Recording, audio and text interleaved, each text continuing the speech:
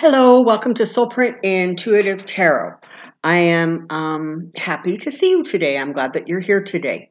So you're going to be seeing this video on March 26th. Just a couple things quickly. I have gotten just questions about overall how Canada is doing dealing with the virus. And as of Wednesday, there are, I believe it's just under 3,000 confirmed cases Canada-wide and less than 30 deaths Canada-wide. But, you know, it's just being handled slightly differently here. I came across a story this morning on my newsfeed about a lady in Newfoundland who had been away traveling, and she came home and she was just not going into that, 14-day self-isolation. And people complained about it because she was out and about and whatever she was doing.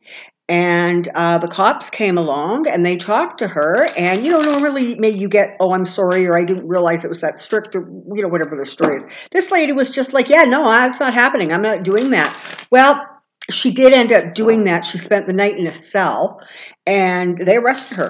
And she is appearing in court today. And I'm not quite sure what she's going to tell the judge to explain it. But there you have that. And, little things are happening like instantaneously, right? Like you go to the grocery store and there's now these big, huge plexiglass shields between you and the cashier. And they're really encouraging people to use their tap or their cards and not like exchange money. So there's that.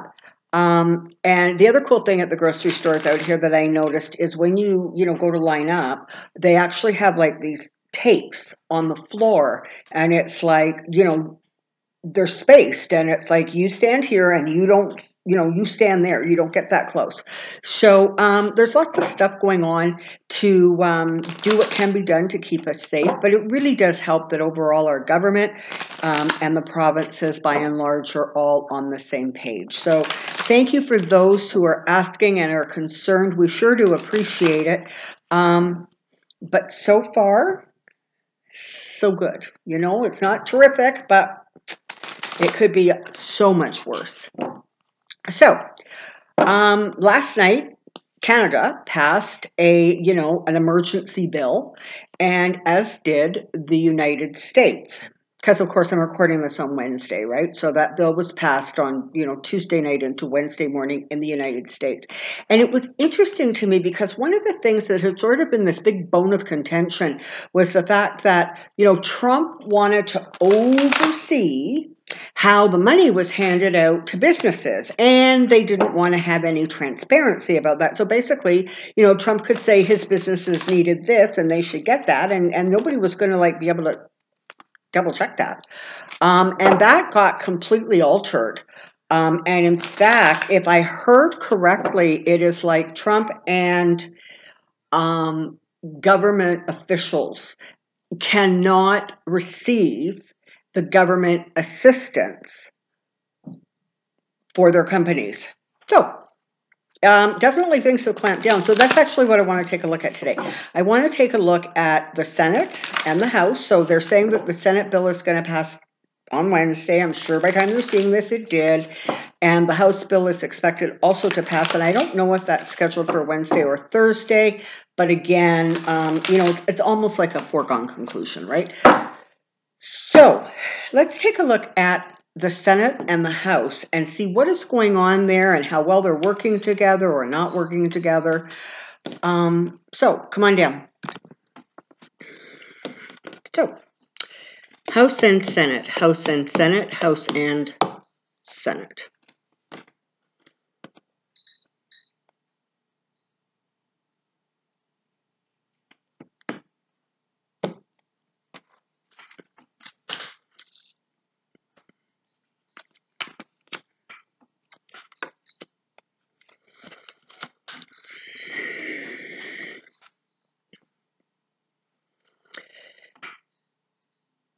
So it has become very apparent to government officials, whether they be senators or representatives, that by and large, this is a bit of a problem, particularly Republican officials who have constituents that just branch outside of their conservative news. They're starting to get kind of beat up. They're a little battered and bruised. And not only were they battered and bruised before this thing started because of the presidential shenanigans, but certainly since this virus has started and sort of grabbed hold, they're getting a lot of pushback from their constituents saying, listen, get to work and get this, start helping us. And so there is sort of emotionally, there really is a willingness that wasn't there before to kind of come together and do what needs to be done. Because honestly, they're really scared that if they leave people out in the cold and they're not seen as doing their best for them, they're really scared that they're going to lose their position come the election. They're really starting to see the writing on the wall, particularly Republicans, who are not reacting as if what is going on is serious. And you still have some states that are really, really not stepping up. They will. At what cost? I can't tell you. But at some point, they're going to step up. And they're going to be shamed to doing it. Okay? And now we have the Ace of Pentacles showing up and we have the Empress showing up. So,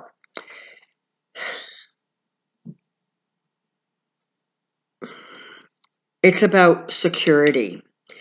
It is about, so it's really interesting because on the one hand, you say security and you see money and you kind of think, oh, okay, well, so they're going to get money to the people who need money, the small business owners, the hourly wage workers who, got laid off. Those people that need help are going to get the help. But there is also this attitude about really, really trying to secure themselves, trying to keep their positions secured. And so it's sort of like, I keep seeing a snake with, a forked tongue. Now, they understand that if they are not going to be appearing, to be doing everything in their power, to be nurturing and kind and trying to help people out of this difficult time, that it's not going to end well for them, right? I mean, they've got the Ten of Swords showing up really early saying, you know what, you guys are already sort of behind the 8 ball here, and it's really important that the two branches of government actually come together to whatever degree they can hold and harness their power, the power entrusted to them by your Constitution, and get this stuff done and moving. They're finally figuring out that if they don't come together and get some of this stuff moved and through, they're going to be stalled and it's not going to go anywhere. And that's only going to aggravate, everybody. And I'm not sure how many millions of people you have in your country. I think it's 30 million, 33. You just wouldn't want to piss off that many people. I mean, that could get not pretty. So there's sort of this understanding of, listen, okay, enough is enough with the partisan nonsense. We need to pull this together and we need to do this as one unit.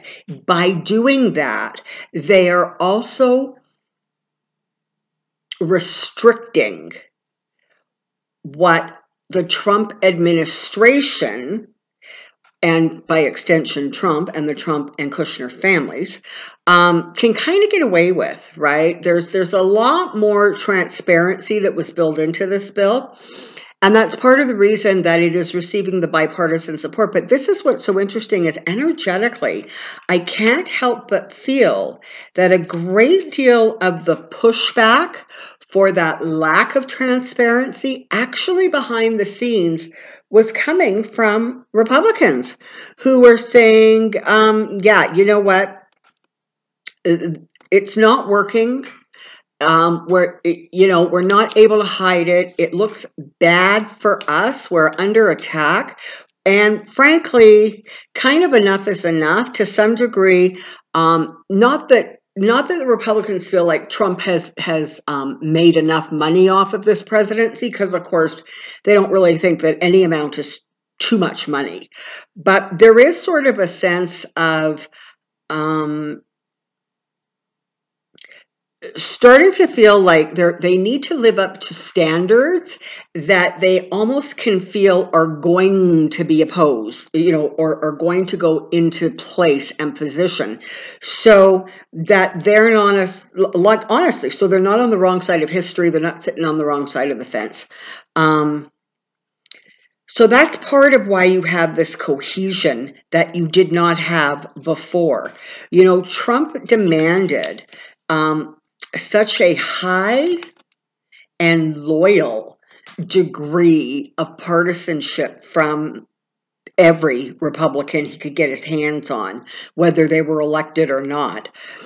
And it's sort of come to an end. And I'm not saying that he's not going to keep trying, and I'm not saying that he's not going to, carry on like a rooster in the morning.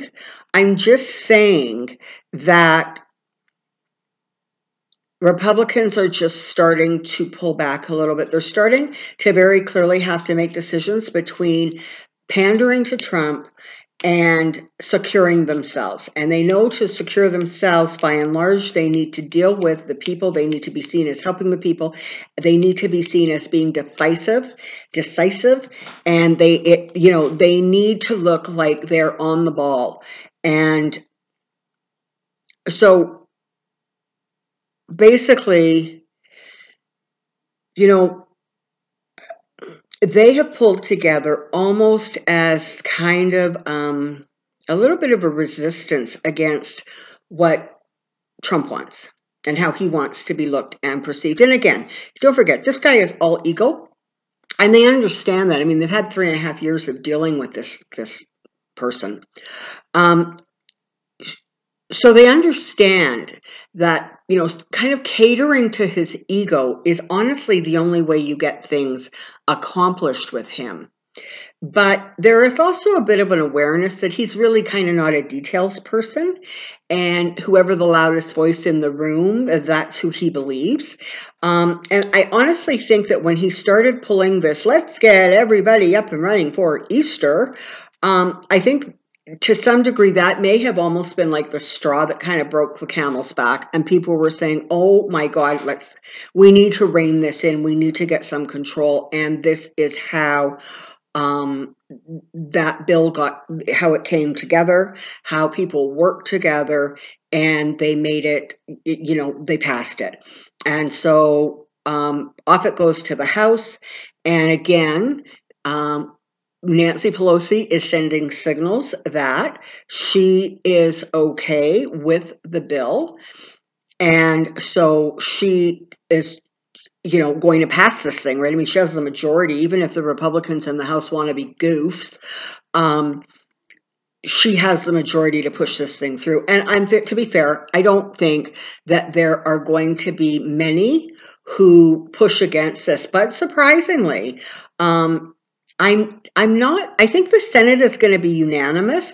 I'm not quite sure about the House. I think there might be a small number, like a handful or two, of people who, are trying to make some sort of a statement by either, not voting or not being, or just voting present or no.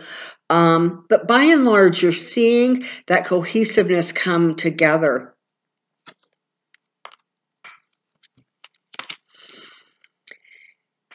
And the news, the news is good, right? The bills are going to get passed. The money's going to start flowing. That's going to ease some of the fear. And, people, I think, are going to be able to just take a couple of deep breaths and, to whatever degree, understand that the government is working to try to ensure that this whole thing doesn't completely implode, because the government's also getting a lot of pushback, and by extension the senators and the House Republicans, because those are the people that people call when they're angry, and they want to know why there aren't ventilators. They want to know where is the protective clothing. They want to know what the holdup is with testing. And so they are themselves coming under a significant amount of flack. And they're trying to put themselves in a position where they can at least deliver some good news to their constituents, their people. And so that was, again, part of the background of what went on there. You're going to continue to see it's almost like, in some ways, now that some of the chains have been broken, and people really have, particularly those senators, really have sort of pulled back and said, yeah, you know what, no, Trump is not going to oversee the distribution of money. Now that they've sort of stepped back, it's going to be minutely easier for them to do it again. And it's an unfortunate lesson that the Republicans are learning way too late. If they had figured out from the get-go that they could push back against him as a group, he wouldn't be able to attack all of them simultaneously. And they could have gotten him to comply more. Not well and not graciously, but they could have at least had some power to push against him. And they never wanted to go down that road because, they're chicken. At least now they're starting to understand that, that thing between my neck and my butt, that would be called my spine. Maybe I might want to remember I have one. Again, don't expect huge shifts. You're going to see people deserting. You're going to be jumping off the sinking ship. You're going to see that kind of thing. But publicly, there's going to be sort of this feeling, this sort of, they're kind of going to listen and shake their head, and then agree in a way that sort of indicates that they don't quite agree. So anticipate a wee little bit of a shift. And again, it's selfish, okay? Don't kid yourself. This is about trying to maintain their positions of power, their status. But at least they're doing something.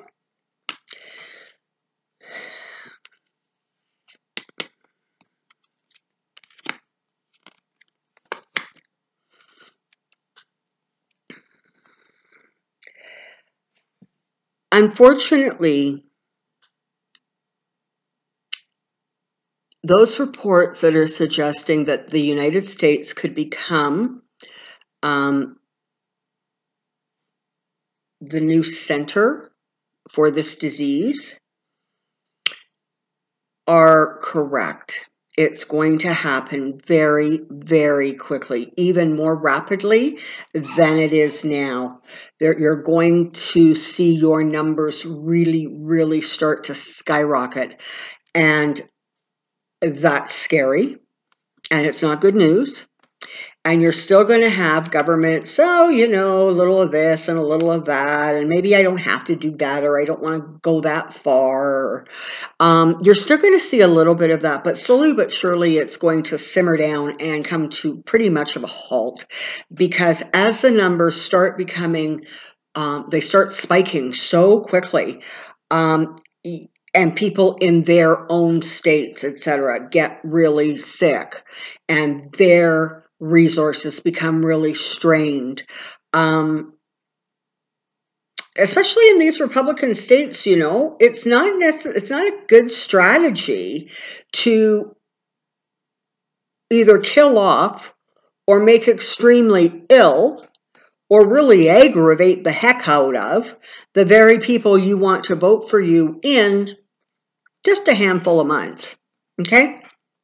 So there's kind of that dynamic going on, but you can anticipate increased numbers, and it's going to create loss. It's going to become harder to sort of process and absorb and cope with, which is part of the reason that, you know, we are working so hard at staying positive and sending out helpful, positive energies in whatever ways we can, because we understand that falling into the pit of despair doesn't get us anywhere, except deeper into the pit. And sort of evaluating the situation and trying to figure out what each of us can do. And for a lot of people that watch this channel, of course, a lot of what we're doing is that energy work, that, you know, positive energy circle that goes on. And certainly people who are watching the Insights channel, the Soulprint Insights channel, are also getting, you know, some tips and some help just in terms of keeping their balance and their perspective. So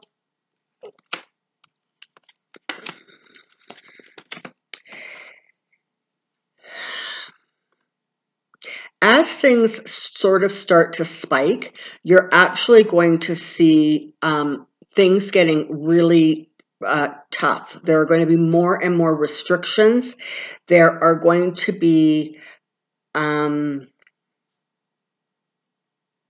in some ways, some almost interesting ways that different states or even, you know, large population areas are going to start reacting. So I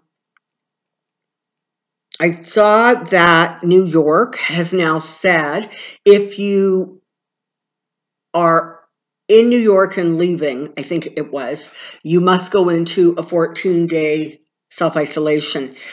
We actually have that already happening here in Canada. There actually are, if you're trying to get from one province to another, you can actually anticipate a 14 days of self-isolation.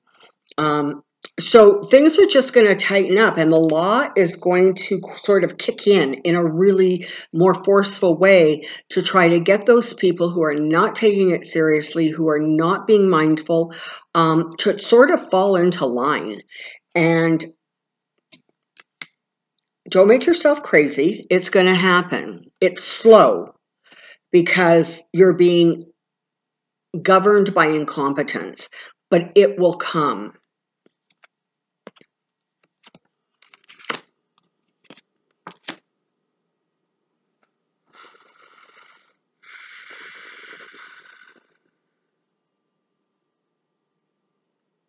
There's going to be a lot of voters who really take a very hard look at how their government's response was at all levels of government. There's going to be a lot of assessing that goes on when it comes time to vote. And as of right now, just by the way, I still see that voting going through in November, and I think a lot of it is going to be mail-in ballots. But there's going to be a lot of assessing that goes on about exactly who handled this, who was presidential, who was not presidential. And I would not be surprised, since Como is doing such an amazing job, if he does not find himself actually as part of the new administration. There's going to be a lot of work to do, but you know what? There's going to be a lot of work every step of the way, from now going forward, for as frankly long as you can see. You know, there's going to things are shifting and changing so quickly, and you have the government who is really, really trying to come together and figure out a way to work together. And it's hard because, frankly, I mean, it was bad before Trump, okay? But for the last 3 years, that partisanship has become so vicious and vile and aggressive and mean, that it's now really hard for these guys to sort of go back into the same room together and try to work something out. But slowly but surely it's happening. But it's going to take effort. It's going to take vigilance. It's going to be about perfecting what they're doing, constantly tweaking it so it works better. That kind of energy is what you're going to feel and see and hear in the coming weeks and months.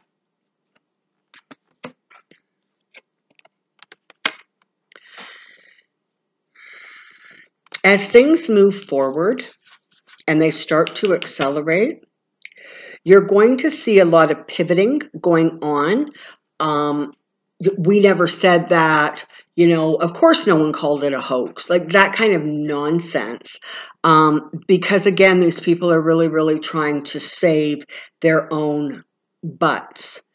And they're going to start to realize that the closer they were aligned to Trump, the harder it's going to be for them.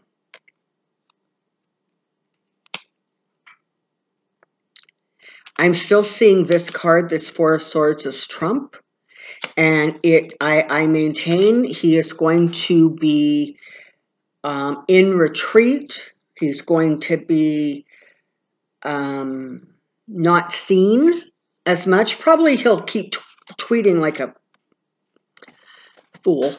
But there's definitely something going on with him that really is going to cause retreat. And this is the thing, right, is it's not just going to be him. There are going to be several members of the administration who are going to get sick with this thing. And it's funny how loyalty can maybe go by the wayside if you actually feel like your own life is endangered. And for some of them, it may actually come to that. But all those people who keep hanging around him and whatever, they're going to pay the price. He, literally, as head of your government, should be one of the first people that really restricts his movement so that he can stay safe. But instead, he wants to be out there playing strongman. And so what you get is him literally setting himself up to get sick. And the people who swirl around him all the time are, by extension, going to become ill. And again, as the numbers escalate and things start getting really, really crazy, he's going to keep backing off and backing off, which frankly is going to make the Senate and the House run a little bit more smoothly.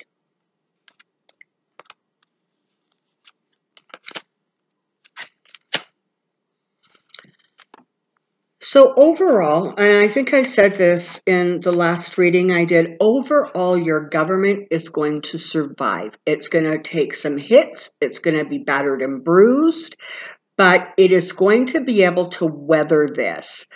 It's going to be different. There's going to be really different priorities and a different expectations almost from the people about what they want and what they will accept and what they will not tolerate from their government and their government officials.